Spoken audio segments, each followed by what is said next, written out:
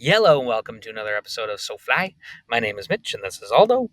So fly, yai, yai, yai. It's very weird to be doing an episode where I don't have my microphone.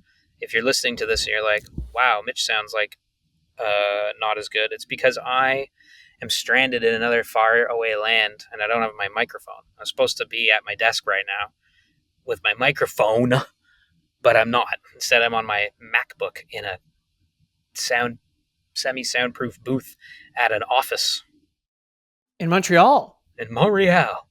Yeah, so I'm Wow. stuck here. That's why it sounds like this, because we got to record an intro outro for this episode. And I called Mhm. Aldo being like, "Oh, I'm ready, buddy. I'm stuck. Do you think we could do this thing?" And here we are. So I'm sorry if I don't sound as good as I normally do, but thanks for tuning in. You know what though? All things considered. Sorry, I'm gonna put my phone on silent. I was gonna say that Computers have come a long way. computers have come a long way, and you're literally in a soundproof booth. So, Yeah. I don't know how Yeah. bad this really is. There's like a fan going off, but It's a with the weird noise gating thing and to. everything, It's a weird. A fan is a weird thing to put in a soundproof booth. I don't know if it's like supposed to be like the goal is make it soundproof. There's also a fire sprinkler in it. I don't know what's going on, but Okay. anyways, y'all, thanks for tuning in. We're super stoked to have another episode for you here today. It feels so weird doing this intro without my headphones and mic because I feel like I'm just on like a work call, but I'm speaking like a podcaster. Anyways, we've got a fun show with Lyne Sexton from Sexton of Sexton Fly Shop, which is located in Cascapédia-Saint-Jules, Gaspé region of Quebec, and we talked to Lyne all about her fly fishing life and also this iconic shop, Sexton and Sexton. So it's going to be a fun chat you can tune into right here and now. But first, we're going to talk a little bit newsies. Ottawa, what's going on? I can tell you what's going on right now. You better listen up. Okay, this guy goes to Quebec and he just turns into a different person. It's because you ate beautiful food last night, isn't it?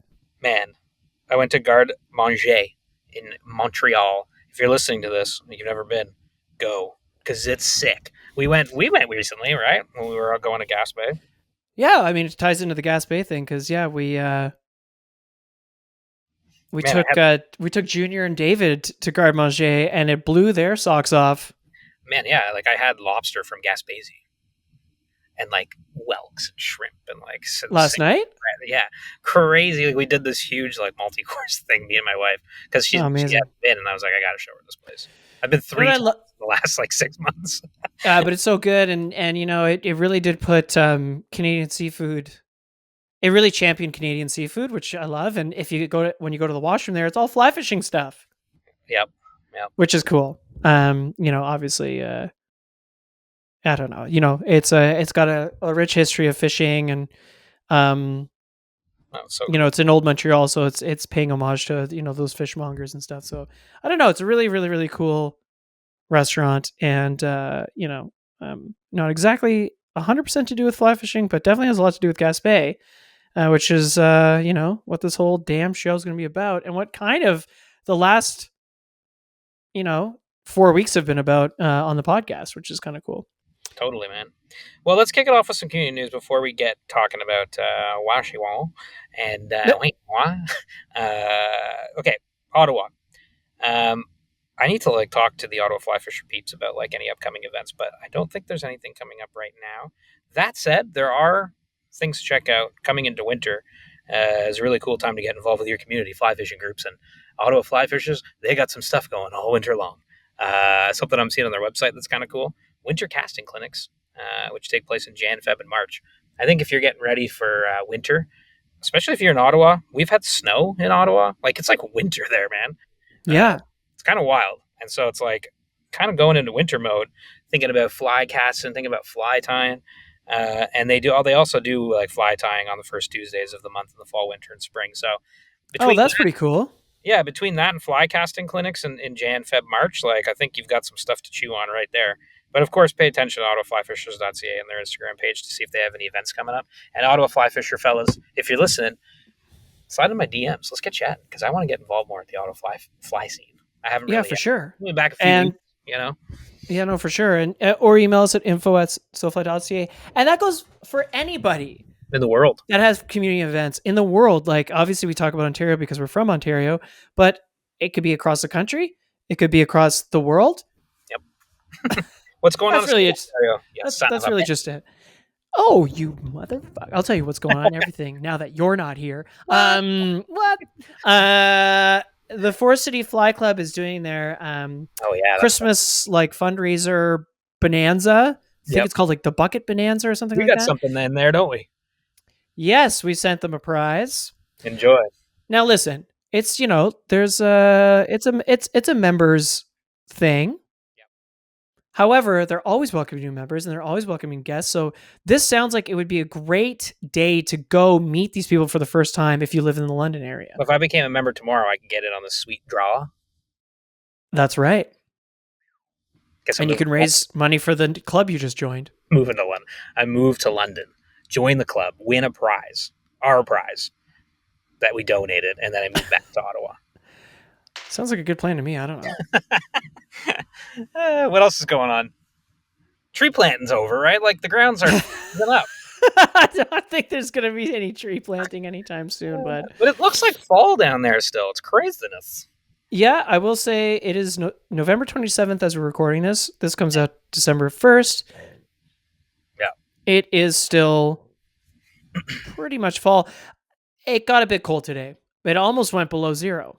Yeah, man, I'm telling you, like, it's crazy. I'm literally living in Winter Wonderland already. December 6th, Steve May. Oh, I thought you were going to say Steve Vai, the guitar player. I don't know what. Maybe he No, fly. but that would be, does Steve Vai fly Steve fish? Vai is coming to the drift fly tying dungeon. You're like, what? Steve Vai rips. Steve May is going to be at Drift Outfitters on Saturday, December 6th at 1 p.m. For a tying class, and it's on modern streamer construction. And Steve May is a fly designer, guide, and author for over 3 decades. There's a lot of experience, and obviously has a lot of experience. He's from the Great Lakes region, although not from Ontario, but he is a fulling mill fly designer as well. And it looks like from the picture, we're going to be talking a lot about muskie, but also about just like, pike, muskie, striped bass, saltwater species, smallmouth, largemouth bass flies, modern streamer construction, December 6th with Steve May. It's an out-of-town guest. So I guess they're usually out-of-town guests. What am I talking about? But still, I think that's going to be a really cool class and definitely worth going to, especially because, well, shit, we fish for all those things all the time. How much are tickets to this event? Bro, like $45. Okay. Is Rob crazy? I'm just saying. It's as cheap as chips. Oh. For a second, I thought you were saying Rob will pay you. I'm like, what? We can make money. Rob will pay you. Rob will pay you. Rob, you son of a gun. All materials are provided, but students have to bring their own fly tying vise and the following tools: scissors, bobbin, whip, finisher, and a bodkin. Cool. I mean, sounds like good. The drift fly tying classes look pretty sick. So, well, now that they have the base model set up, it's amazing. I haven't seen it. I'm gonna go by there when I come to Toronto. When you never come back? Yeah, I'll never be back. Let's be real. I know, but maybe one day. I just and I were talking about that today. That we're never going to see you again. Really? Yeah. I mean, it's true, but like, damn. Damn, did you have to talk about it? Sad, dude. That's fucking sad. I mean, I'll see you like you're never going to fish the Credit River ever again. Isn't that crazy? I'm never going to fish down there again, ever. I'm going to fish the Credit again. What are you talking about? No, you're not. I'm probably not. Want to bet? Well, if we bet, I'm going to fish it because then I'll make money. Because I can definitely. Oh, no. No. If you fish it again, the bet is you die. What? If I come doesn't make any sense. I got to make any sense. I got to see the thing. I got to see Rob's tying section. It's a really cool idea. Okay, well, shall we get on to the main interview? What do you think? Yes, and then also in the outro of the show, last show we asked people to send in a steelhead story. Yeah. That happened. We got a story from someone. We sent them a hat. That's right, but we will read that story at the bottom of the show. Do we have any more hats to give away? Not toques, but I have. Remember when I said we had all these toques? Yeah. Turns out we have a lot of baseball hats. We had one toque, Oh, if you want so a we baseball gave hat, away. that steelhead We gave. story, Yeah, you we'll want give you you want a one. Costa ball cap? Maybe. Likely, 99% likelihood. Do you want a Costa ball cap? Send us a steelhead story because we're in steelhead season. Boom. Okay. Lyne Sexton, right after these words. Lyne Sexton is from Cascapédia-Saint-Jules in the Gaspé Peninsula. She's married to a salmon guide, is a mom of 3, and was a teacher. She stepped back from teaching to step into a family-owned business that her uncle and dad started in the 90s, an iconic fly shop, Sexton and Sexton. She's been part of the fly fishing world since she was a kid, but really started actively fishing in 2014 after having her first child. Before making her first casts, fishing kind of felt intimidating and not accessible, something we definitely want to talk about today. Now she gets out as much as she can and uses her role at the shop to help other women get involved in this magical pursuit with events like 50/50 on the water. Her first fish on a fly rod was a 23-pound female Atlantic salmon from the Grand Cascapedia. That's crazy. Her first time on SoFly is right now. Lyne, welcome to the show. Thank you so much. Thanks for We're, having me. we're very excited to have you. Since we met you when we were out in the Gaspé at Gaspé Coastal, we came to the shop and met you, and we were like, "Oh, we got to have Lyne on the show to talk about her fishing life for sure." Totally. Awesome. Where are you calling in from today? So you're out in you looks like you're actually in the shop. I am. I just finished work and I'm still at the fly shop. I figured it would be a little bit more quiet than at home, so Yeah. I stayed back. But I'm I'm in Cascapedia, Gaspé Well, Coast. thank you so much for staying late to work to talk to us. Oh, We my appreciate pleasure. Yeah. My pleasure. Super stoked to be chatting. Before we get into all of the kind of details of your fly fishing life and the shop and stuff like that, have you been fishing recently? And what's it like out in Gaspé? We were just talking about the weather a minute ago. Feels very Yeah, fall-y. no, I haven't actually. Our season here is really just, well, for Atlantic salmon, Yeah. June 1st to September 30th. So Right. there's not much going on after that. There's striped bass that extends into, I want to say mid-October-ish, October Okay. 15th. And then that's it. There's Yeah. nothing really around. There's like ice fishing for smelt and little species like that out on the bay whenever the ice comes in, but we're not there yet, so it's pretty quiet. Yeah. People in town have been hunting like October, Right. November, but Yeah. we're Yeah. sort of like an in between right now, waiting for snow and winter sports.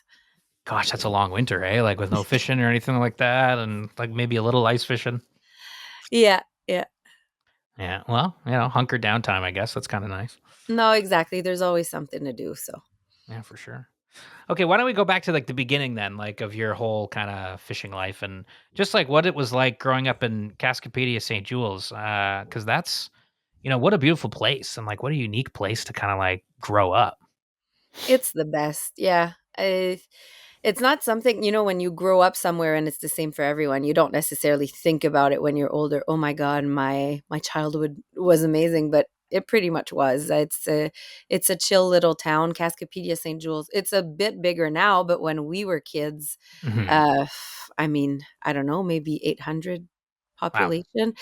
So it's a tiny little place. There's lakes, there's the river, there's the bay, like the beach, super close Yeah, nearby. Um, Always outside, always in nature. So it was really fun. Nothing exceptional, but nothing boring either. totally. Like, and we saw when we were there, like obviously it's iconic salmon water around there, and like fly fishing is just such a huge part of like the community and culture there. Eh? Yeah, it's crazy the amount of people in the surrounding communities that are hired on the river, like the amount of income and work jobs that are created with that, for sure. Yeah, it's always cool, like, when you fly fish, getting to go, it's like, Mitch coming from Ottawa or me from Toronto, like, it's always nice getting to go to these places that are so fly fishing specific because it's funny, you go to a ski town or a surf town, you're like, oh yeah, I'm in a ski town, I'm in a surf town. But then Mhm. you get to go to a fly fishing town and you're like, oh man, this is so cool. It's almost amazing that they even exist. Yeah. Yeah, and it's not even just that in this area more specifically, it's yes, Cascapedia is a fly fishing town, but the whole Gaspé coast, I think there's like 22 salmon rivers. So it's the full region that's like a fly Yes. Yeah. fishing, and it's like an intense 4 months, and then no one no one really talks about it because there's no fishing for the eight other months, but for those 4 months it's pretty intense. But yeah, Yeah. No. it's cool. There's a lot of history too behind it. Like we have a little museum in town that Yeah. covers the Oh, the history. museum's awesome. It's so Yeah, have cool. you guys been? Yeah, we Yeah. went by there just to kind of like film some stuff for the movie we're doing, like on the Gaspé Nice. coastal team. Yeah, it was a cool place. Yeah, so it's awesome. So you mentioned also like in your intro that your uncle and your was it your uncle and his dad My started dad, the fly shop? Sorry, your dad, yes, and your uncle the started two the fly brothers. shop. Yeah. What was it like the like kind of like the family ties to fly fishing and like their kind of like roots and starting up the fly shop? Do you know the history behind all that stuff? So they both enjoyed fishing, but weren't necessarily like maniacs or anything like that. And what sort of opened the door to it, and what like brought it on the table to open a fly shop, was that my uncle was um, a manager for a fly fishing lodge here on the Grand Cascapedia. So one of the Oh, main okay. lodges, Middle Camp. I think it was like end of 70s or beginning of 80s that he started Okay. guiding there, and Got ended it. up being the manager, which he stayed there. I think he was a manager there for like 30 plus years, like close to 35 years. Wow. And so end of 80s, beginning of 90s, him and my dad were like this, and they Yeah. had all sorts of things going on together, sugar camp and whatnot. So he just brought it up because he was seeing the reality of fishermen coming in planes or on trains or traveling from like quite a distance, and the luggage not following, so no rods or no Right. flies, and then nothing around to make up for it, like Yeah. while they were waiting.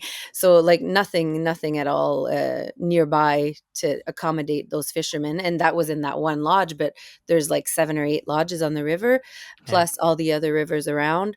So he saw like the potential of offering that to the clientele. So they started off, I think they opened up in 92. Okay. And it was like a little corner store side grocery type thing attached to the fly shop. Yeah. And That's then so cool.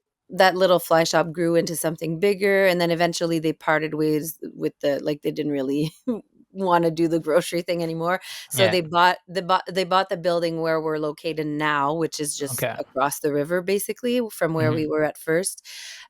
Super old centennial house, so it kind of gives it that Mhm. nice old look too. Um and yeah, so we've been here I think for over 15 years, but the fly shop has been open and running since 92. Oh man, it's so cool. It's so much like history there, like because 92, like wow, that's a long time. Like that's Yep. amazing. That's as Yeah. long as you've been alive, Mitch. Pretty much my whole life. Yeah. It's incredible.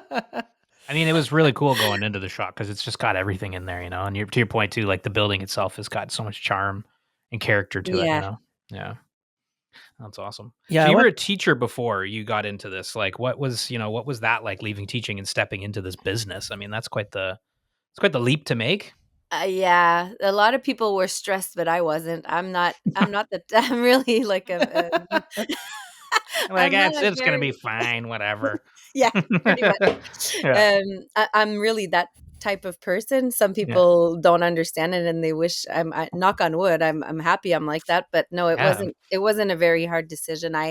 Not that I didn't love teaching. I did it for like close to 10 years. Okay, well, Um, and the last few years that I did teach, I purposely took like small, like part time contracts. So I was teaching Right. like small subjects like arts or French as a second language. And then my mhm, schedule was condensed in like my classes were all on 2 days so that the other three I could be at the fly shop. So I did that for like 3 years. And then basically the summer of 2019, the year just before COVID, the principal at my school called me. He said, "Lynn, we have the same contract if you want to take it. The only thing is I'm not really able to make a schedule that works out like I used to. Like my classes were all spread out throughout the week, and I wasn't really tempted by that. So I hesitated, but I said no. And I thought, worst case, I'll just be at the fly shop full time. I'll do a bit of supply teaching and I'll see how that goes. And if it's meant to be, it'll come back and I'll either decide down the road. And then in March, COVID hit and it was hell in schools. And I was Oh my so God, happy I yeah. wasn't there.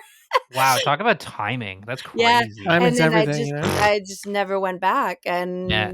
like even to this day, when I go for my kids' report cards, I see old colleagues and they're like, good for you. Like they're Yeah. That's sick. Good so call. it's very different. Like I miss that. The only thing I Yeah. miss is the teaching, the actual teaching and the contact with the students. But Yeah. I mean, I figured it out, and I sort of with my event too. I feel like I'm still sort of, even if I'm not the one given the um the workshops, like I'm still there and I'm still sort of pushing Sure, for for people sure. You to get to learn. like So, educate. Yeah. yeah. Okay, so 2019 you got involved with the shop. 2014 is when you really started to like fish. What was that kind of entry into fly fishing like for you, you know, growing up in a fly fishing family and community? Yeah. I was in the fly shop a lot. I remember sitting like the first few years before our manager, Todd, stepped in. Like he's been there since almost the beginning. We opened in 92 and I think Todd started in 93 or 94. And it's Wow. my uncle Reynold that taught him to tie flies, and then he's just been a machine since then. He ties like 10,000 a year in Wow. yeah. But I remember in the basement at my house, my Mhm. dad having a setup because before Todd was hired, it was him and my uncle tying the flies. So I was involved and Wild. saw, That's awesome. That's yeah, cool. yeah. Like all the flies, like none were ordered.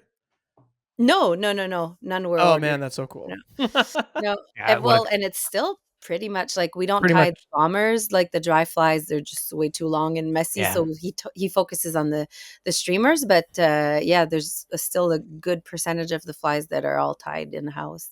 Wow. But yeah, and in the shop, especially when it was the little grocery store too, I worked there myself, but I didn't even know, if say we were open till 7 p.m., but the fly shop side closed at 4 or 5, Todd would leave.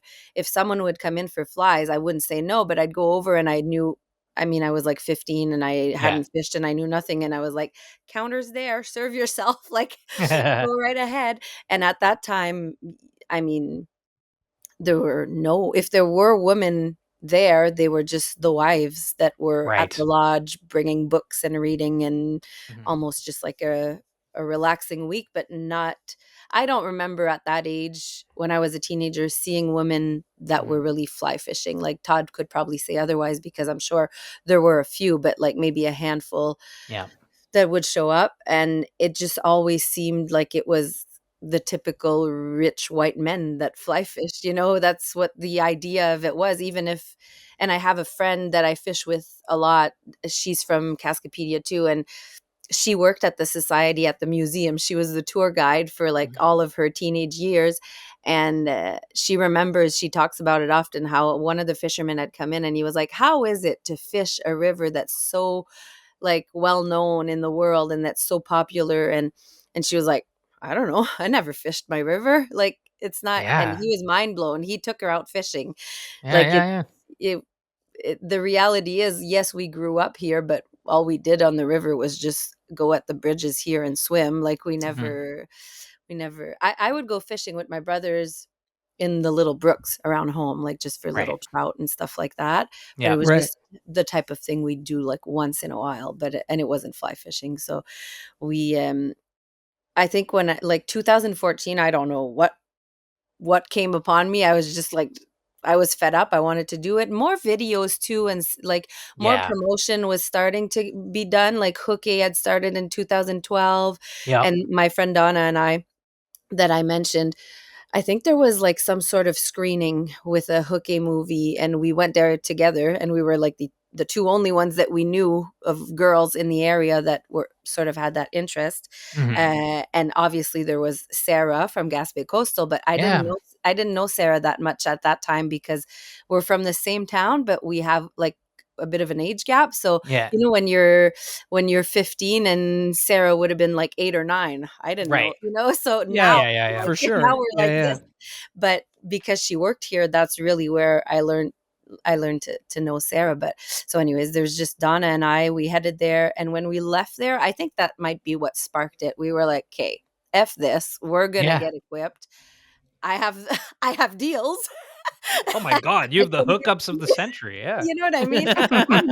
I'm going home tomorrow at the Yeah. shop, and I'm Yeah. talking to Todd, and he's going to help me choose. So that summer we went fishing a few times together, and then it just sort of, Mhm. Snowballed from there. yeah. Oh yeah, it's amazing. Yeah, I think it's great. Like you saw it and you're like, that looks cool. Like we could do that. Let's just do it, Like was it, and you mentioned like there was like kind of intimidating in the sense of like, of course, like the cliched, like, men in the sport, especially I feel like in salmon fishing, it's got that, Atlantic salmon, it was always kind of like like you said, the kind of like rich older white guy going in salmon fishing. Like it's even more intimidating in a way. And it's just such like I don't know, it's just so classic and like, salmon fishing's got this kind of, were you getting into it? Was it like as soon as you jumped in, was it just like came to you right away, or what was that like? You mean the like the technique, or just Or the just like, yeah, No, just generally more like like the community, maybe even like did it yeah. like it felt uh, felt The intimidating intimidation, yeah. from well, I yeah. feel like we were intimidated to jump in, and then once we did, we were like, meh, whatever. Like we Right. didn't Yeah. and that Do it your kind of thing goes with and the type of personality that I have too. yeah, it I rocks. never really cared what people thought, but I still had that sort of blockage because also the fact that I didn't really know anyone that would jump in with me, and I wasn't that comfortable Right. going alone. So the Yeah. minute that I saw that spark in Donna too, and we were like, no, we gotta do this more often. We gotta get into it. Yeah. Then there was no going back, and I really didn't like. I mean, then I started like a few years later. I jumped into the fly shop, and it's more here. It's more at the fly shop that I sort of that came back to me a little bit where when I was still learning about like the fly lines and the and you have these men that are coming in and like sort of like testing you. So that happened a bit, but Mhm. Sarah was here then, so it was like 2 against 1 half the time. It was That's sick. and they quickly saw that we were able to serve them and knew what we were talking about. But Mhm. no, on the river, like I think it's probably the opposite. Anytime we'd show up somewhere, even if it was just a bunch of men, they were super helpful and welcoming and like Mhm. sort of confirmed that we shouldn't have waited that long Yeah, yeah. to jump in. Right, yeah. It's Yeah. cool, and then, like, getting to see your home in a different way now, like, now you're seeing it for, "Wow, I get why the people are so like, anglers are so stoked about these rivers," and you're experiencing the iconicness of that place and seeing it in a whole other way, like, Yeah, that's gotta be pretty definitely. cool. Yeah. And then you get the first fish, which is that 23-pound Atlantic salmon, which is a wild first fish to get on a flat. Yeah, Mine that was is like true. mine was like a sunfish or something, I don't know, but, like, a 23-pound Atlantic, oh my god.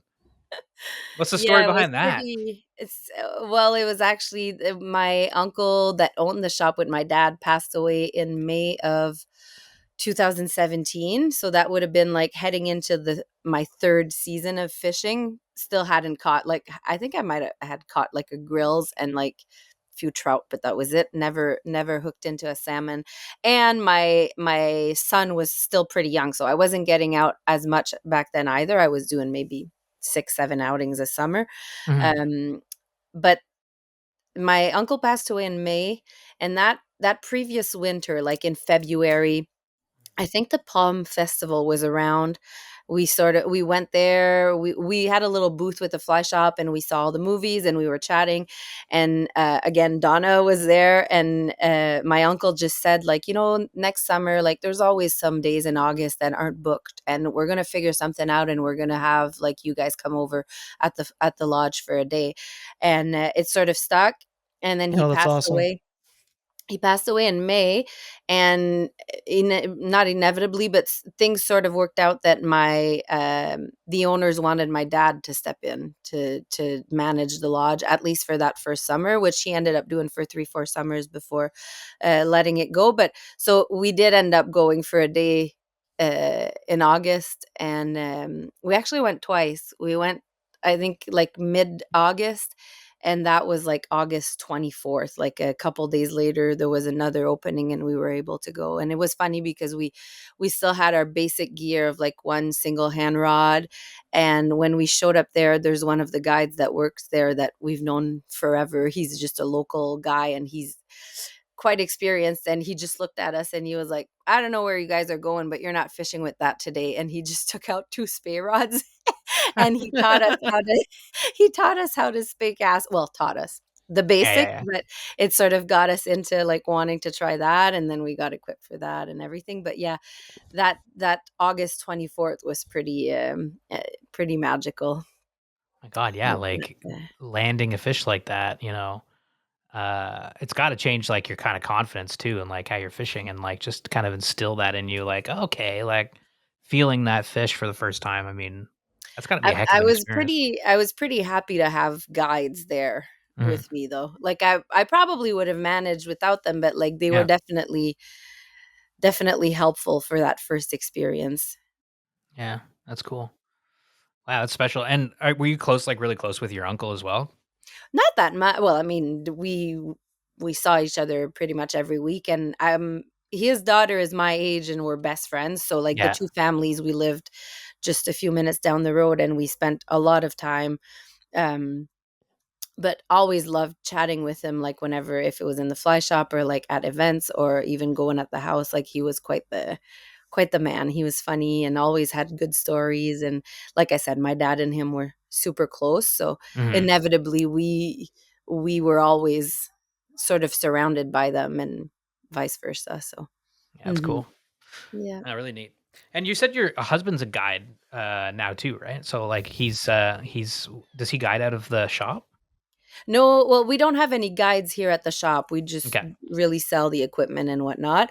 Mhm. But like I was saying, there's a bunch of different lodges and outfitters on the river. So he's part of one of the um the camps on the river. It's Gotcha. called Blamuguet. Hmm. Cool. Oh, cool. Yeah. Super neat. Yeah, it's a cool community with the all the lodges and their like guide teams and whatnot. And, you know, the fly shop too is really, really neat for that because, whether you're getting ready for the next day or you're there really early in the morning or taking a midday break and buying a few flies, like there's always people there, doing the exact same thing. And sometimes there's like their guides are with them or Mhm. not. You see the Yeah. canoes parked in the parking lot. You've got the coffee machine going. Like it's a little, like you said, for those 4 months, it's a total hub. It's a Oh Mhm. hub yeah. of activity. The Cascapedia, like the salmon museum's across the street, pretty much. And so it's just like this little like buzzing network of Downtown like Cascapédia. salmon. Yeah, downtown Downtown, downtown man. salmon alley, Oh yeah. Yeah. Yeah. It's cool. It's awesome. Yeah. Yeah, Every this time is I got to go in 2007. Actually, it's funny you mentioned 2017. That's when I first came to the shop with Rob from Drift.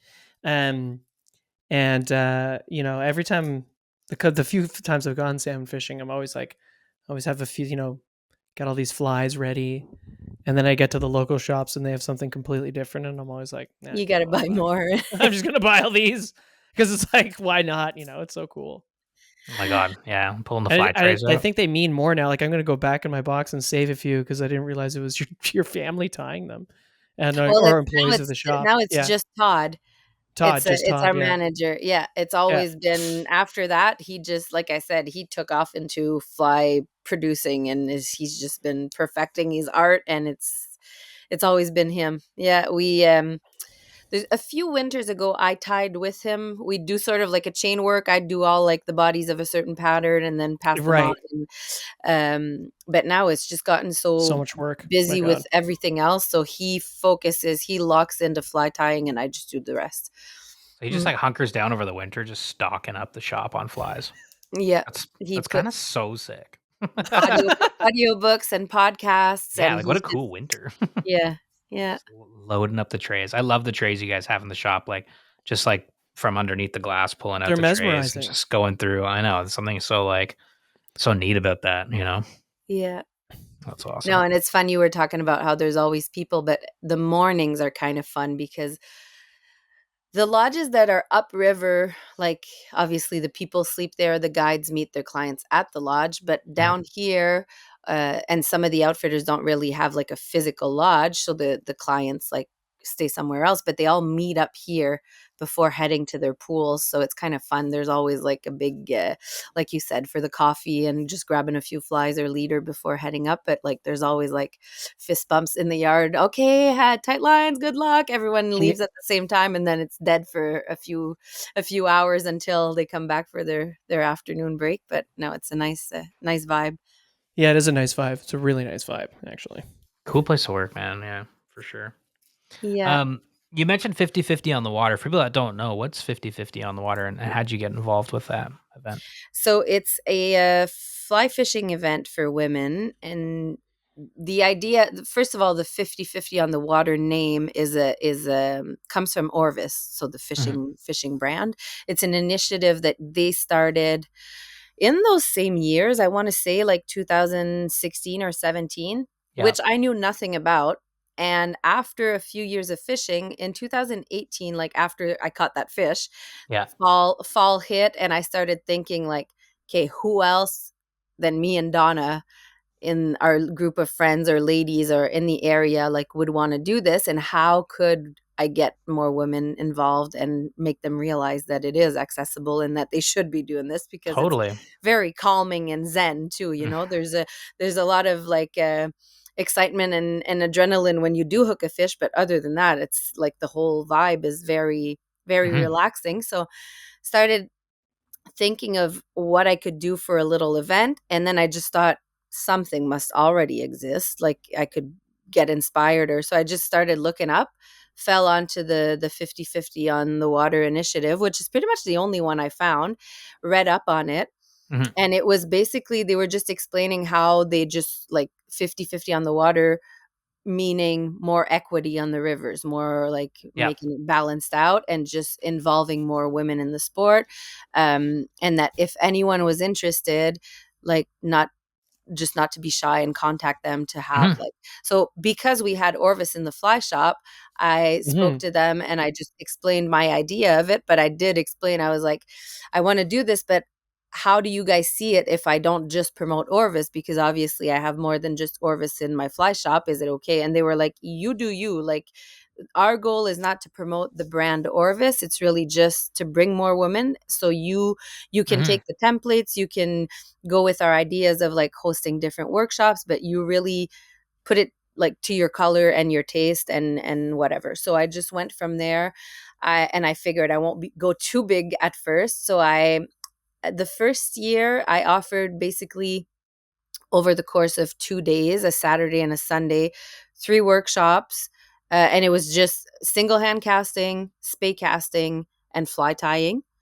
And it was for 25 women. So I think in the end, 28 showed up or something. Wow, 28. Yeah, 28 with like a few local guides that were there to help. And we're going back to 2018. So it's crazy in like 8 years how much it's changed and grown. But that was plenty. Like for that weekend, they all were happy with just basic single hand casting and spey casting.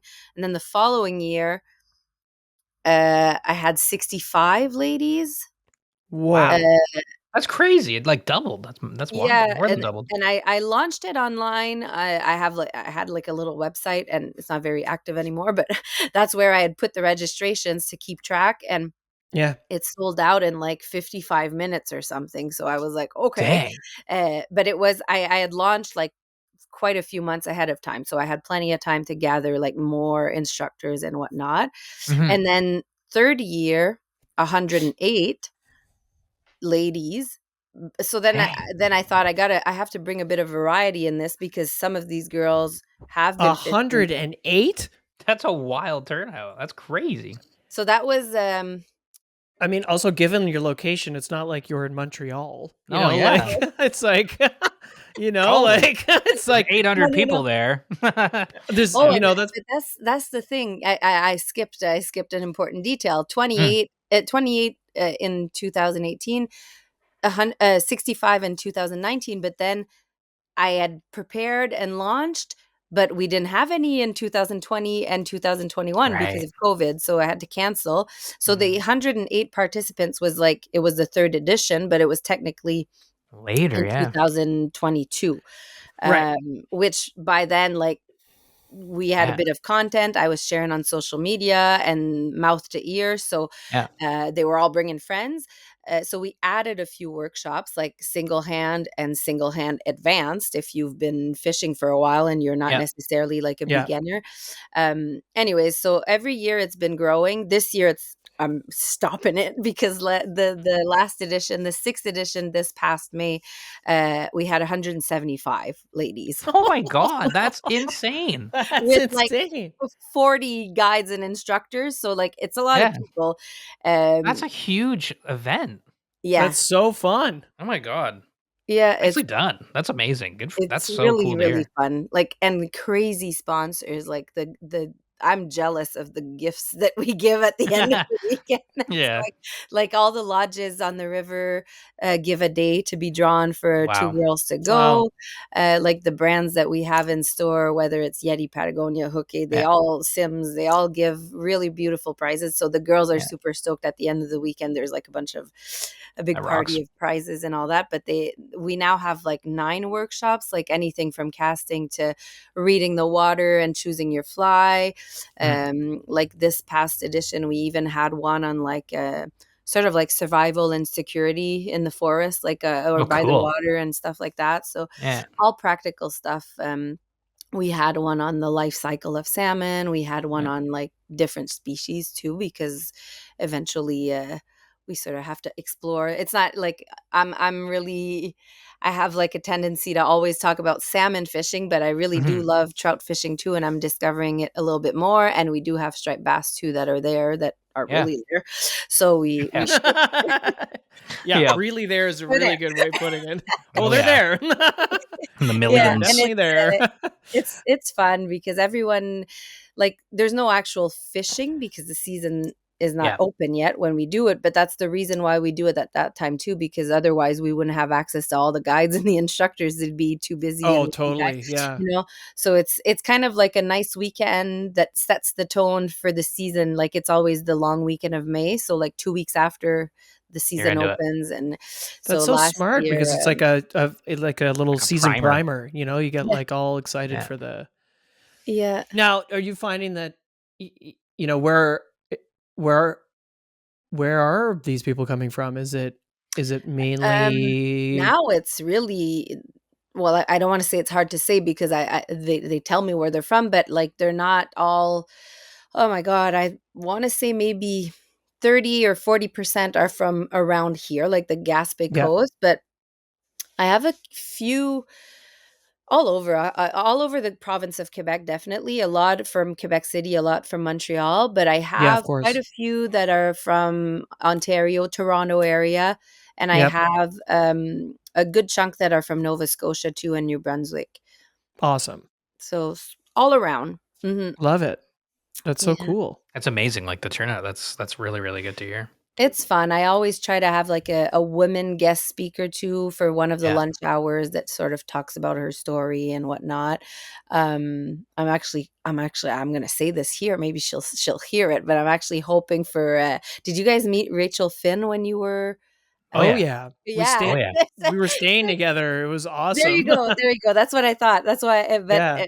we talked about it, and she was kind of interested in coming, but I don't know if it's going to work out. But Well, that'd be we'll see. so good. Rachel's the bomb, and she'd be I great for know. that. I She'd be know. so good for that. Yeah, I feel like she'd be an awesome I like don't see why. I presenter mean, and teacher if she and isn't But I already mean, doing if something. it's not this year, Yeah. that's what's kind of nice. There's more and more women yeah. involved, and you're always meeting more of these OG ladies that are like, oh my God. So I know that if the event, which I think it will keep going, there's possibilities every year for new women to come share their stories. So it's neat. Yeah.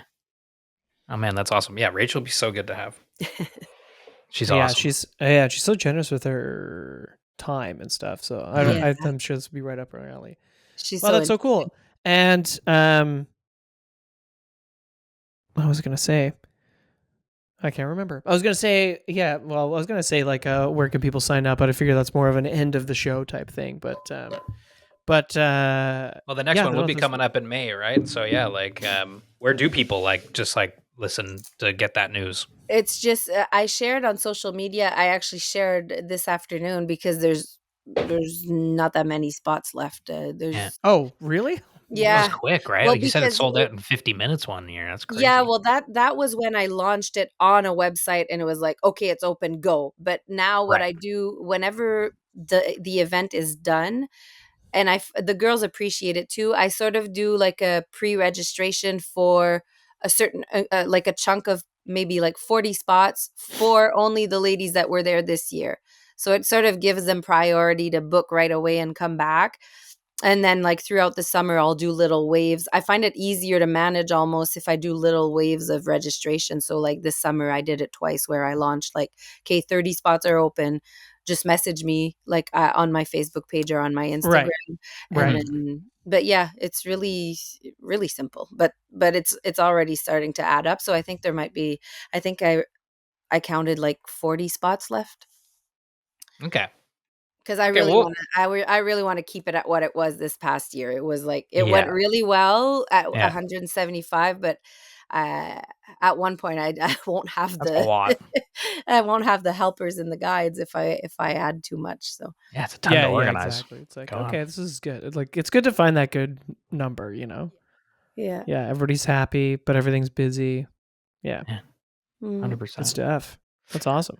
Why don't we talk a little bit about like just the fishing and stuff like that in your area a little bit more? Because I'm curious, like, do you have any favorite water in that area? Like, what would be like your favorite rivers or even Whew. spots within those places? Oh, that's a tough one. It's He's asking because, I've been talking about going to, Gaspé forever. Mhm. I'd been, and Mitch, if you don't know Mitch that well, Mitch loves swinging flies and dry lines and no sink tips and spay fishing. And I was like, if you don't Atlantic salmon fish soon, you're going to go nuts. Yeah, I've never done And it then I was before. like, and you've got to see the Bonaventure and you've got Oh to my see these god. places. And, so lucky to have been invited to Gaspé Coastal with Andrew and Sarah, of course. And Sarah was like, was it something you guys have to do? I was like, we have to bring these guys to the Bonaventure. I was like, their oh minds are gonna explode, We did. And okay we okay. did spend one day on the Bonaventure. So It was and crazy that and I river. know Mitch is like super inspired to get back there, and now he's even closer being in Ottawa, not Yeah, Toronto. So we got to get back there in June. I think Mitch is picking your brain because he's coming in June. Uh-huh. Yeah. And I don't get how it works, because I'm still trying to figure out. Like, I hear there's like a lot of rules and regulations, and like this private water to that, and so like I'm still very confused about the whole thing, to be honest with you. Yeah, I'm still confused. I see like these rivers, and I'm like, oh my god, these are like incredible places. No, for the most part, they're all pretty much accessible, fairly easy. Okay. They all have public sectors, other than the Grand. Um, but my favorite, it's kind of hard not to say that the Grand is my favorite. I always had it like more in my heart, just because it's where I grew up. The fly shop Yeah. is right on it. That's where I caught my first fish. It's like, Mhm. and there's something about Yeah. it too. Like no matter the sector that you're on, there's that valley and the mountains, and Oh my god. it's beautiful. It's just there's something about it. It's the Yeah. kind of place that makes me think fly fishing. Like, when like we all kind of like got into fly fishing, we were like, I guess, pulled to fly fishing because of that kind of like aesthetic of just these beautiful landscapes and just mighty flowing rivers, and like that place is so like Yeah. it's just so that picture. And as much as that's that, then Mhm. you talk about the Bonaventure and it's like Yeah. completely different, but you Yeah. sort of have that same feeling because it's just as beautiful and it's like that gin clear water and like Yep. teal colors, and you see the fish so well when they're there. And they're nice fish, like they're nice bright fish. Like some people find it nicer because of those colors. The Grand is Mhm. not like, oh my god, there's no teal color or anything. It's just it has that wild sort of look and feeling. And the more you Yep. go up on the Grand, when you're up in the branches, like it gets tinier. It gets like sort of it's beautiful. But I think the Grand and the Bonaventure would probably be like, and then there's part of me that really also likes the Petite Cascapedia. I don't know if you guys went on the Petite. Aldo has. He's caught a fish there. I caught 2 salmon on the Petite. There you go. So It's like, again, like I think it's my super nice favorite place. colors. It's kind of similar colors as the Bonaventure, Yeah. but it's way smaller. And there's not as many pools, but the pools that are productive are really like really good. And I'm on the committee for that river. Like we have a little ZEC committee, so I don't know. That's why I say it's hard to name one favorite river, because there's something special about them all, you know. And someone from 3 hours down the road in Gaspé really could tell you how amazing their rivers are, you know. Right. There's 22. So, but for Yeah. me I think it's really the three that are close to home, the Mhm. Petite, the Grand, and the Bonaventure. If somebody wanted to come and fish them and like learn about it, like what's the best place to figure that stuff out? Like, is it just talk to you guys at the shop or? We always refer people to those rivers, and there's the Nouvelle River too. And but honestly, the organizations or the ZECs that Yeah. run the rivers always they have the maps, they have like the numbers of which pools have been productive, how it's been going the last, you know. We hear it here, we hear it more really for the Grand, the Petite, and the Bonnie, because those are the clients that aren't too far and that do step into the fly shop. But if Mhm. someone comes in and they ask info on like the rivers that are further down the peninsula, like Gaspé and Grand River and stuff like that, it's kind of hard to. We know what flies are good, and Mhm. we can always check the water levels, but we don't know much more than that. You know, it's kind of same for the north side of the Gaspé coast, like the Capcha, the Matan. There's a lot of super cute rivers up there too, but we don't see the people as much. You know, they're not as Yeah. present in the fly shop, so we're not in the loop as much. Mhm. But no, if anyone wanted to come down, just to like, it's people are super friendly. People are like, Super friendly. you either come here, we'll enlighten you on which pools to hit according to where we've been lately, or Yep. what we've heard. And then you show up, and the people that will be fishing there might also like, they might say Right. like, oh, I don't know, but they might also Yeah. they might Yeah. also help you.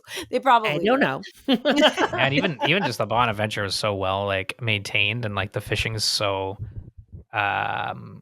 classy. Like the rod racks there and like Yeah, the yeah, yeah. benches. I'm like, oh my god, this is like the nicest way to fish a river. Not like Ontario, although when we go down to the river and there's like Timmy's cups and we're like, get out of the way, you know, getting tick bites and Yeah. Well, you know, we're trying over here, we're guys. trying. What was I gonna say? Yeah, I think that sense of community is why I think that shop works so well in your shop, the family, your husband, your you know, that whole community is like, you know, it's really fun to be there. It's just fun to be there. It's like, you know, when Mitch and I have been, you know, we get to travel a lot. We're super lucky for sure. You Yeah. know, when you go to places like in Montana or even South Florida or on the Marguerite, you know, you get that same Mhm. kind of sense of, it's these hyper like focused, because Montana, it's like you want to fly shop. It's like you said with it's like, I know these two rivers that are right here. Yeah. Yeah. I don't know what's going on in Bozeman because I'm in Craig, Montana. You know, Right. like I can probably guess what kind of flies you can use, but I don't really know. I can check the water levels, but that's what's so cool about all these fly shops in these type of areas. You know, you go to a fly shop in Miami versus the Keys. They're like, yeah, we know these flats, not those flats. You know, that's what's so cool about these like hyper Yeah. focused shops, you know, that service a certain community. Mhm. It's not that you don't want to serve another community, but you know your water so well, and I think that's why it's so, you know, I think you Yeah. know, being able to go there, like I would recommend if I was driving from Toronto or Ottawa or Montreal or whatever, maybe time your arrival. Obviously, not, you know, if you're going to fish the next day, like, you know, carve out some time to go to the fly shop Mhm. and you know, buy some flies and learn about the area and you know, pick your brain, because It's a great first it's stop. worth it. You know, it's a great first stop. Yeah. And it gets you so excited too. You're like, I'm here, Yeah. you know? Yeah. You can buy your license right down the road at the society. And Yeah. yeah. Oh, that's perfect. Get a coffee. Yeah. Mm-hmm. Some groceries. Wait, no, that's gone now. That's not part of it. Sorry. Although that must have been kind of cool, though, you know? Yeah, it was neat. Yeah. And it was a corner store, but it was almost a grocery store because really there was like a butcher. There was all sorts Oh, of wow. meat. It was complete. That's so Yeah. cool. You've got 3 kids. Do they fish? Are they getting into fishing at all? They're starting to. Well, my oldest started pretty young actually. He's 13 now. Yeah. And they come out a few times a summer. My daughter likes it too, and the youngest hasn't started yet there. He's But not that's cool. The whole family can kind of get into it, like that's a pretty neat thing to share, like as a family. But it's tough to make it all the timing of like Blake guides 7 days a week, right? As soon as Right. June 1st hits, he has afternoons off and that's it. So he's never there in the morning, he's never there in the evening. And then because we have 3, but we don't have any together. So my 2 go 1 week with their dad, 1 week with me. So the summer goes by so quick, I find, when you only have them 1 week out of 2 and then you work also. So whenever you do get the chance to go out one day, sometimes, they're at dad's, so it'll be maybe next time. And so, but this summer, Vince came with me. We went up on the Grand. I had a day, and it was in September. Actually, school had started, but I was like, "You're not going to school. We're going fishing." That's sick. We're going fishing. Yeah, and the tourists are gone. Yeah. He loved it. He loved it, and it's fun because even the 2 youngest, when they don't.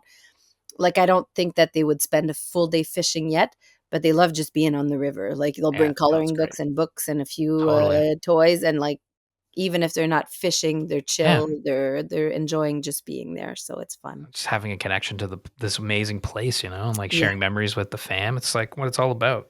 Yes, for sure. Amazing. Mm. Okay. Mitchie's Fishies 5. We ask every guest we have on the show these same 5 questions to kind of wrap up the show. So we'll ask them to you now. Just more questions, nothing crazy about them. It's Mitch's trivia. It's my trivia. Why are we wearing the same hoodie? What's with that? How did that? We didn't even plan that, by the way. What is We didn't plan it. It's not planned. Chums, yeah, it's like they make eyeglasses, retainers, and all this awesome fun outdoor stuff. Yeah, but yeah, we just got on the call and we're just like, whoa. I was like, great, we match. I thought it was. Lynn's gonna think you guys planned this. Yeah, exactly. These guys are so lame. No, we don't plan much, to be honest with you. Hey, I'm wearing my own. Yeah. No, I bought one of those. You bought that, right? I know. I was like, damn, I should have worn mine. Yeah. Nice. Okay. First, Mitchie's Fishies 5 is what is your favorite fish and why? If you had to pick a favorite fish, what would it be? Atlantic salmon. No way. Right. You're like, I don't know. I like walleye. It's like, what? Yeah. Why? Well, I mean, just because I've been surrounded by it my whole life, and it's the first really serious fish that I caught was an Atlantic salmon. Yeah. And because of their full cycle and story, and like even more so now that they're sort of not doing that great, I think there's a lot of education to be done with that too for conservation and stuff like that. So it's really, really the fish that I adore most. Oh yeah, no, it's great. The fight that they give. I mean, oh my god, I know. It's I need insane. to catch one. I saw them in the river, and it's a crazy thing, when the guides are like, "You have flies going over it. It moved." You're like, "Oh shit, it's about to happen." It's like the most exciting thing ever. Yeah. Oh my god. And then they don't eat. I gotta experience it. Number 2 is if you could fish anywhere in the world right now, assuming it's gonna be like the best fishing in the world, where would you go and why? Like it'll be amazing. Oh my god. You'll catch them. You'll catch tons of fish. Oh my god! Like it's peak season. You should have sent me these questions beforehand. I'm I don't know. terrible at being spontaneous, and I'm sure I'm going to be like, oh no, I should have said this. Yeah. If the fishing was going to be like the best, excellent, Iceland. Well, just because it's a destination that I want to, other than fishing, I want to see. Like, I feel like it's 25 countries in one. Like, amazing place. I don't know. There's something we had thought about it for our honeymoon, but budget wise, it wasn't. A little tricky, yeah. It looks like Well, such a it's cool on the bucket place. list. Yeah, Yeah, I don't know if that's the good answer, but I it's think a great Iceland. answer. Fishing there would be amazing. I mean, yeah, like big brown trout and those rivers, like so beautiful. Like what a place to go and experience. Yeah. Or like for the big salmon, maybe Russia or like Oh knowing that yeah, everything would be good there. I mean, the yeah. Yeah, politics. exactly. Everything's good. The Everything's season's perfect. great. Yeah, Nothing maybe bad happens. yeah. Hmm. Yes, Sweden. Oh, I don't know.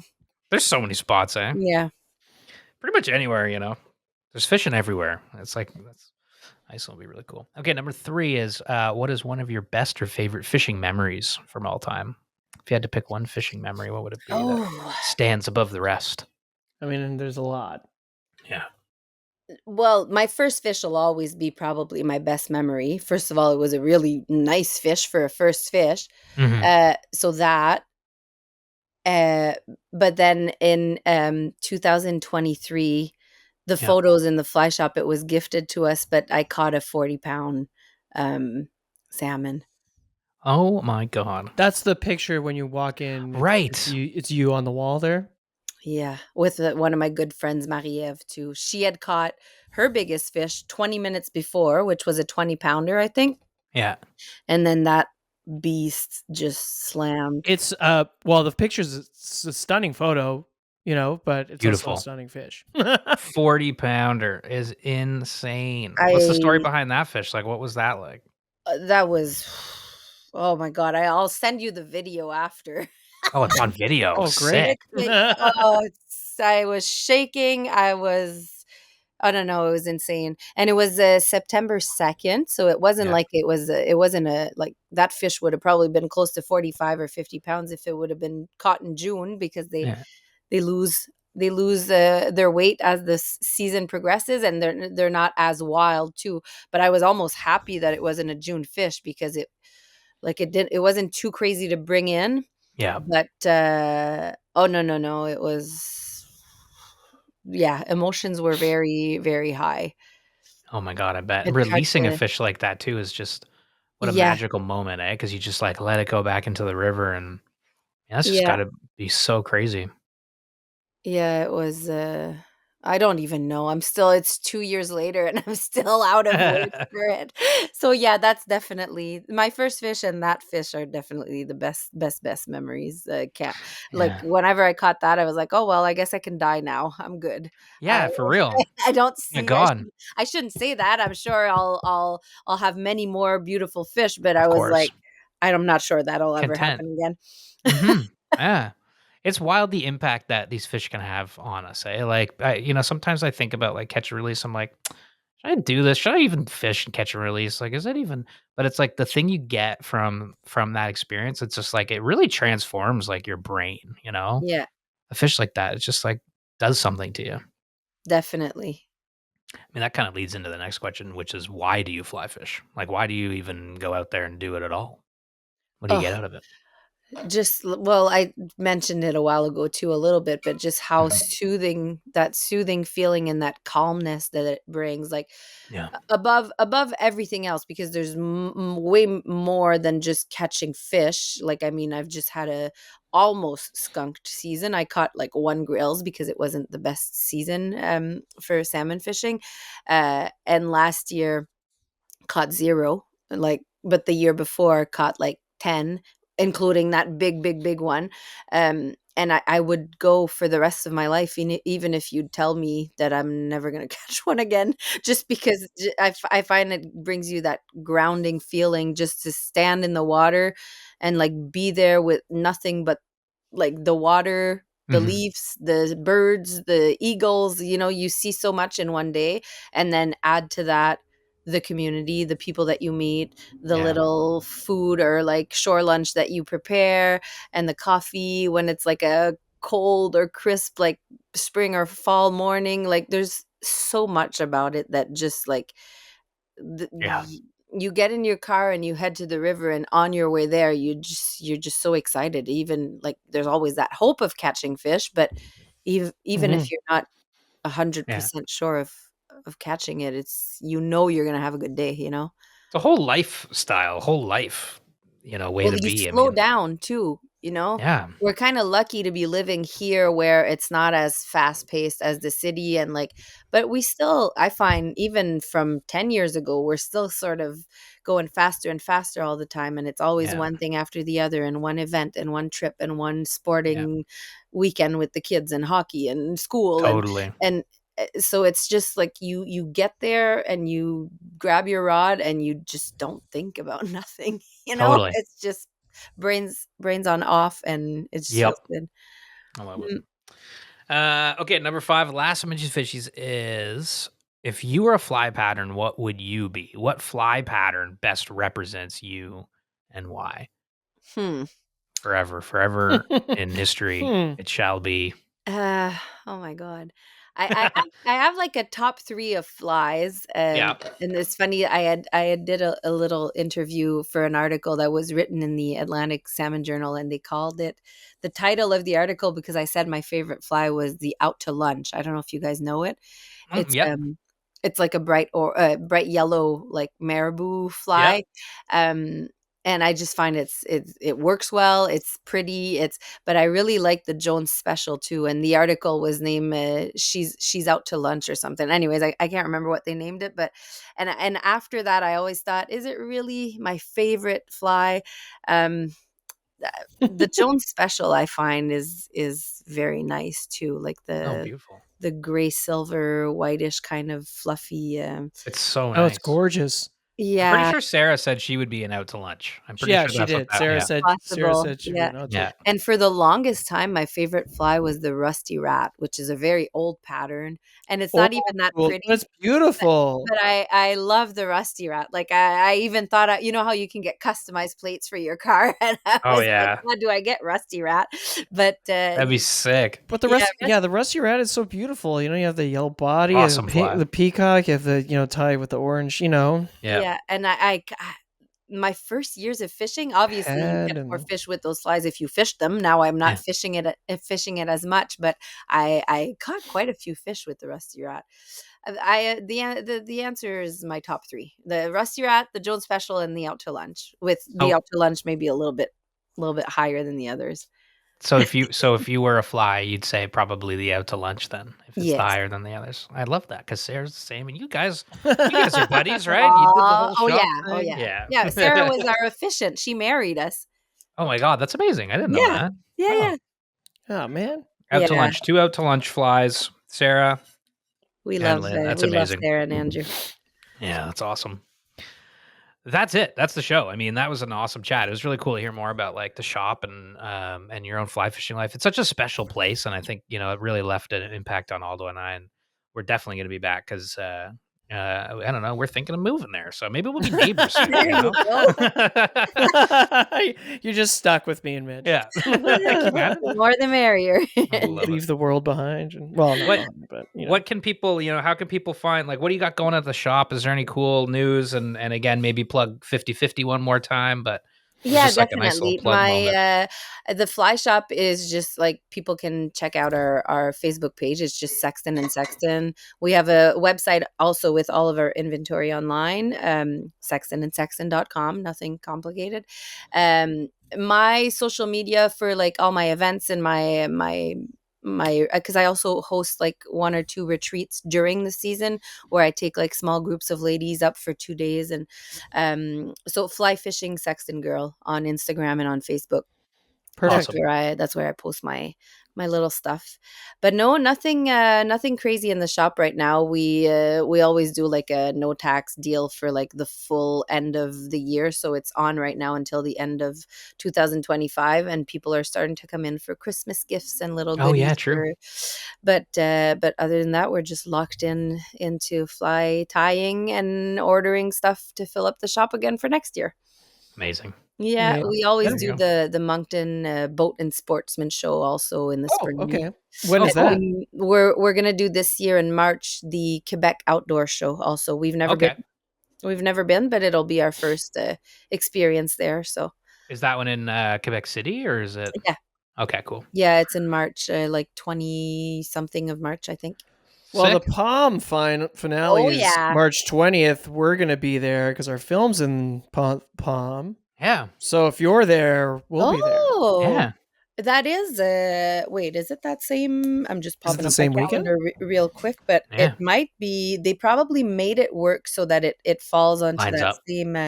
Oh no, the when's the final? The 20th. Okay, no, that event, the show is the weekend after, like 26th, Ah. 27th. Well, You'll we're have gonna to have stay an extra week. We're gonna have to stay another. It's just gonna say stay another week and hang out. Mitch, I'd be surprised if you weren't there with Skidoo or something. Yeah, totally. I should. Yeah, I should go and roll up 100%. Yeah. Big Well, time. thank you, Lynn. It was really great to chat. Appreciate your time and yeah, have a great rest of your evening. Thank you so much, guys. It was fun. Yeah. All right, take care. Take care. There we go. What a chat.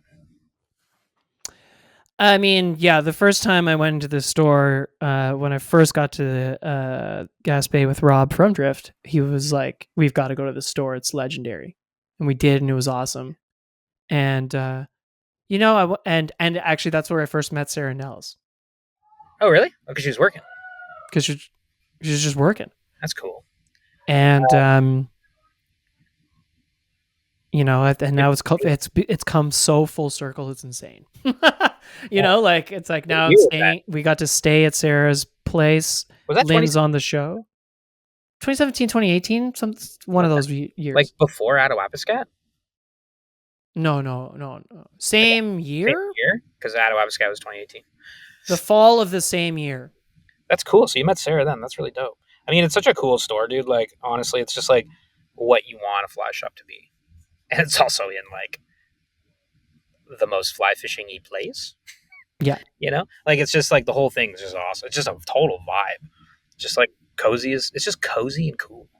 It's cozy, cool, and just knowing, like I knew those flies most of them were hand tied. I didn't know that almost all of them were. Todd sits all winter just tying flies for the shop. Banging flies. Just streamers. Just here you go. That's so cool. And I love when Lynn was like when we visited the store and Lynn was taking the trays out and opening them up. I don't know. It was just so fun. And yeah, she's really cool. I like Lynn a lot. She's like really, really nice. And it was a good show. It was fun. And I'm going to go back and fish the Bonaventure this June, Horde. So buckle up. Baby. I'm going. You should do the Petit Cascapédia as well. Maybe I'll just do it all. Maybe I'll just do it all. Well, you can. It's all public water, brother. I know I got to still, again, I still have not fully figured it all out. But You buy, okay. Yeah. Really easy. Break it down. You buy a fishing license. Yeah. I go to the then you buy a fishing license. The extra step is you buy your river access fee. So it's like, do you want to spend a day on the Bonaventure? You pay for a day on the Bonaventure, and then the next day you want to fish the Petit Cascapédia. You pay for the Petit Cascapédia public water access pass fee thing, and you just keep doing that until your legs fall off. And I can fish any of the runs and stuff on both those rivers. You can fish any of the public runs, yeah. The public runs. And how do I know they're private? The ZEC office should give you a map. Okay. But also when you show up to the parking lot, it'll say what zones, because not only are the pools and the parking lots marked, they're also within zones. So there's certain zones of the river. Right. So if I'm in like if you're in, so like zone. Where you were fishing, we were fishing zone, the sector, well, they call them sectors, but we can call it zones. So sectors D is what you and I fished, but sector B is all, is not public water. It's private water that clubs. It's draw water. So you have to like draw for a chance to win to fish. Okay. Yeah, it's like a lottery system. Now I'm getting it. So which rivers are public again? Like Petit Cascapédia, the Bonaventure. Each river has a public section, basically. Even the Grand Cascapédia's got a public section. But it's very small. The Grand Cascapédia has a lot of private and draw water. Yeah. Okay. And what about the Bonnie and the Cascapédia? Say it again, sorry? The medium Cascapédia. We've got grande, we've got short. Petite. You have venti Cascapédia? Extra foam. Wait, no. Okay. But yeah, that's basically it. You buy, as a non-resident, you buy a non-resident fishing license. You buy your day pass. Bingo. non-resident salmon fishing license. I think when Rob and I were there, we bought a week-long license. Yeah. And we used and then you pay your river access fee on top of that. Okay, well now it's all clear as mud, baby. Now I get it. Baby. I was confused. I was like, you hear about private water and you instantly go like, I'm gonna get arrested. No. You just stay in the sector that you're supposed to be in. Like every parking lot says Sector D, Pool 22, and they've got a name. Every pool has a name. Yeah, we saw that on the Bond Adventure. So anyway, Yeah. I'm going. I'm gonna totally 1 million. It's not like any of this is like. It's not a secret. Like the pools are literally have names. No, of course, but like I said, it's just can be intimidating when you come into 100%. any kind of fly fishing culture where there's privatized water. I'm just like, well, I've got to figure this out, and it just seems it always 100%. seems more complicated than it is. God, even fishing regulations like sometimes feel overwhelming for people. So hey, if you got questions about fishing regulations, I don't know. Call your local fly shop. Call Drift. Don't talk to us. Or look at the regs. Look at the regs. Look at the regs. Look at the regs. It's cool.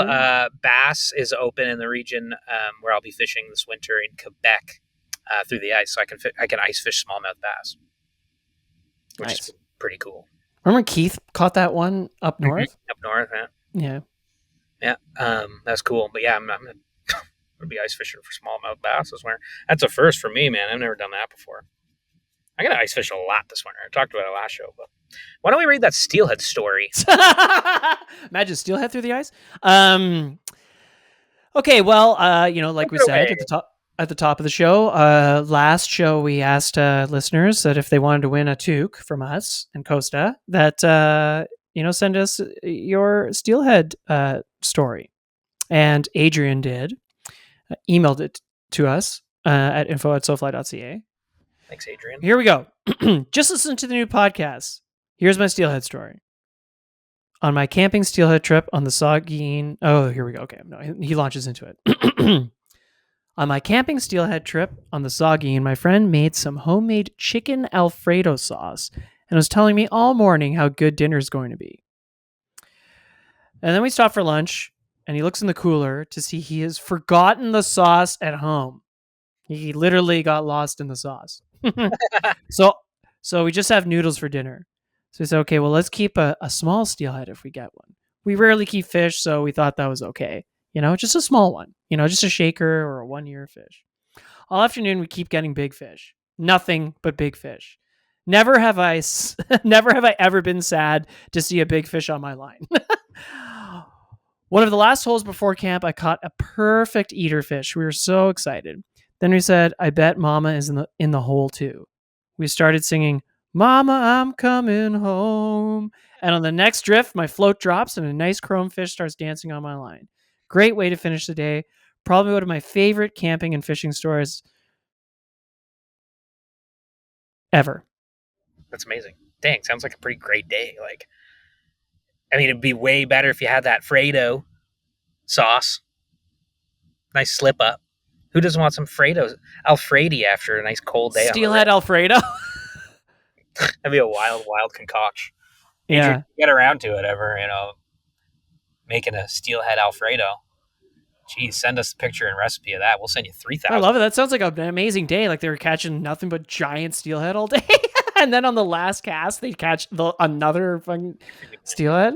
I think that people are having a great steelhead season. I'm seeing a lot of steelhead being caught. Well, I'll say it's November 27th. It's the end of November now. I think the last week it really started shaping up because it was a grind. October was a grind. You guys got rain and stuff like that, and it just bam, got some fish. Yeah, it depends on what river you are because a lot of the rivers are still very much in a drought scenario.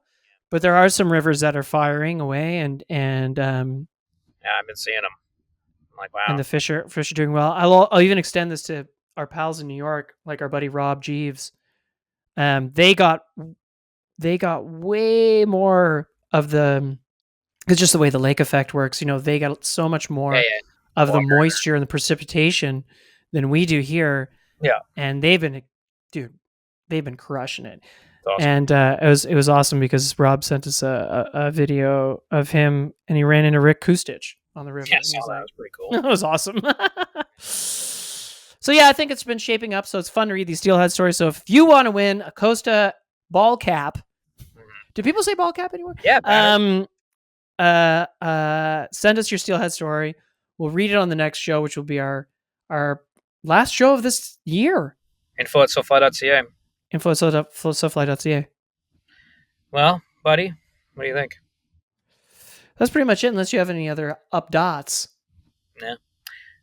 Like I said, I got my eyes set on the prize, which is ice fishing. The price. Yeah, I'm gonna ice fish with flies. Eyes on a prize. I'm gonna use flies this ice season. No, you're not. Yeah, no. You're gonna use bait because you'd be insane not to. No. Dinner bells only. Thanks everybody for listening. I love you. I love you too. That's gonna be my new sign off. I like it. We got to think up with a new one because take care, comb your hair is it's getting old. Let's just do that then. That's it for me, Mitch. Aldo, I love you. We love you. Bye. Bye.